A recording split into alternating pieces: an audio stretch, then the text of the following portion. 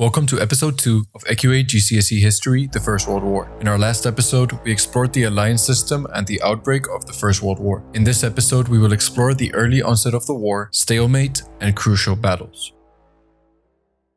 Following the July crisis, which led to the start of the war, Germany found itself in a dangerous position, sandwiched between two large militaries, the French and the Russians. But Germany had a plan.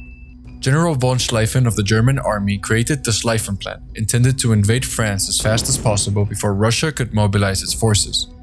The plan required a rapid invasion of Belgium to encircle Paris and capitulate France. Theoretically, after defeating the French, the Germans could send the army east to deal with Russia. Let's take a look at the timeline of the July crisis of 1914. As we saw in the last episode, on the 28th of June, the heir of the Austro-Hungarian throne, Franz Ferdinand, and his wife were assassinated by a Bosnian nationalist in Sarajevo. Austria-Hungary, believing that Serbia was behind it, and with the backup of the German Empire, sent a humiliating ultimatum on the 23rd of July. 5 days later, despite Serbia agreeing to almost all demands, Austria-Hungary declared a war on Serbia. On the 30th of July, Russia began mobilizing its troops. On the 1st of August, Germany declared war on Russia. 2 days later, Germany invaded Belgium, which led to France declaring war on Germany. The next day, Britain, which was guaranteeing Belgian independence after the 1839 Treaty of London, declared war on Germany. And finally, 2 days later, Austria-Hungary declared war on Russia. So Germany found itself surrounded by Britain, France, and Russia. But if you remember, they had a plan. The Schlieffen Plan.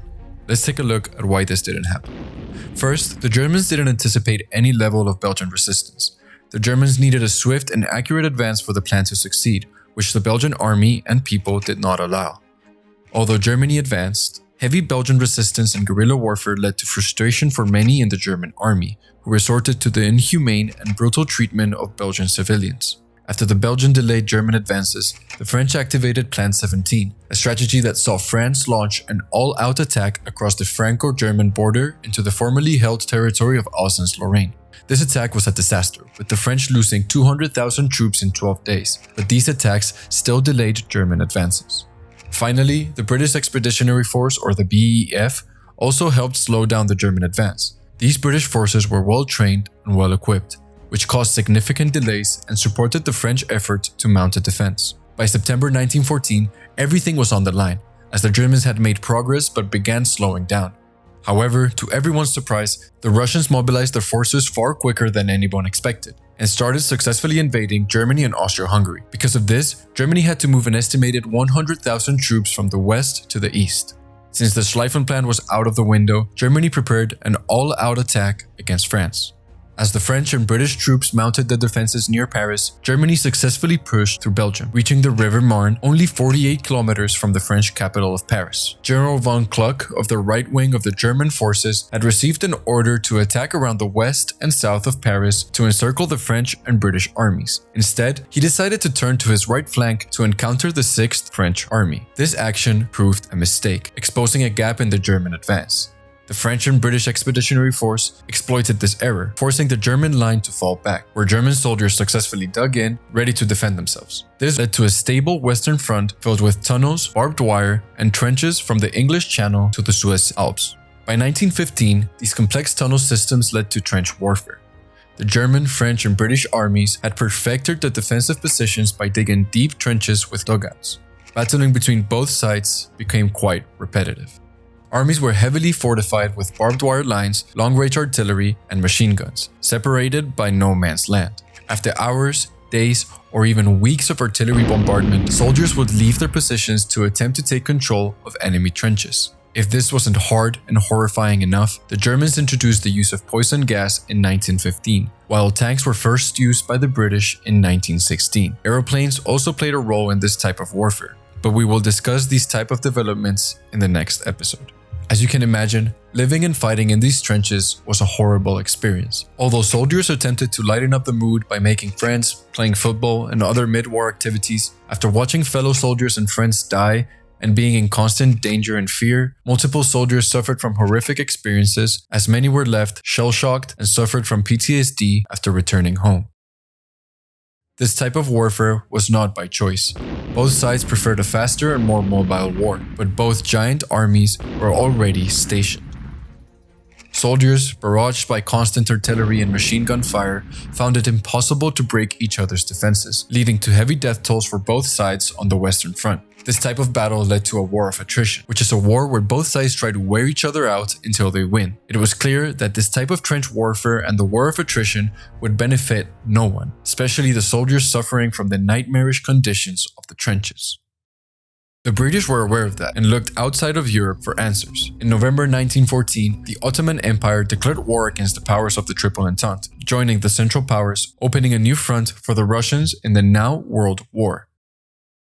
Around the same time, Winston Churchill proposed an attack outside of the Western Front. The plan was to attack this area in Turkey known as the Dardanelles, capture Constantinople, and remove the Ottoman Empire, relieving a Russian front and significantly weakening the Central Powers. This campaign, however, couldn't have gone any worse.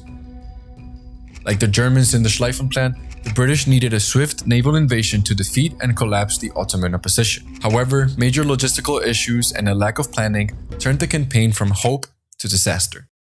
The soldiers landing in Gallipoli belonged to the 29th British Division and the Australian and New Zealand Army Corps, or ANZAC for short.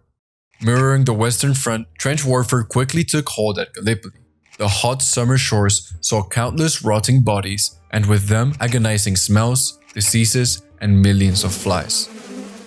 Hundreds of thousands of soldiers died on both sides, and ultimately, the British failed to conquer the Turkish peninsula.